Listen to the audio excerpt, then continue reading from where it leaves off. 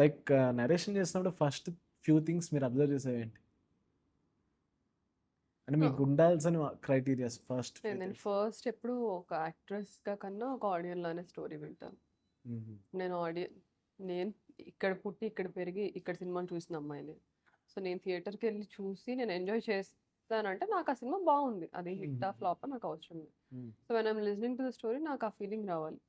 ఈ క్రియేటివిటీ, ఈ terminology, screen play ఏంటి, క్యారెక్టర్ ఏంటి, క్లైమాక్స్ ఏంటి, మిడ్ పాయింట్, ఇదంతా తర్వాత అసలు ఆడియన్గా నేను సాటిస్ఫై అయ్యానా లేకపోతే బ్లాండ్గా ఉందా అనేది నేను ఫస్ట్ చూసుకుంటాను. సో ఫస్ట్ టైం నరేషన్ అయిన తర్వాత I take time, then I think through to you know ఒక యాక్టర్స్ లెన్స్లో చూస్తాను. ఇప్పుడు నా కెరియర్కి ఈ క్యారెక్టర్కి నేను ఏం చేయగలుగుతాను, నాకు అది ఫస్ట్ ఇంట్రెస్టింగ్గా ఉన్నా సరే now is it right choice to. ఒకసారి మూవీ చాలా బాగుంటుంది బట్ నాకు అది కరెక్ట్ కాదు.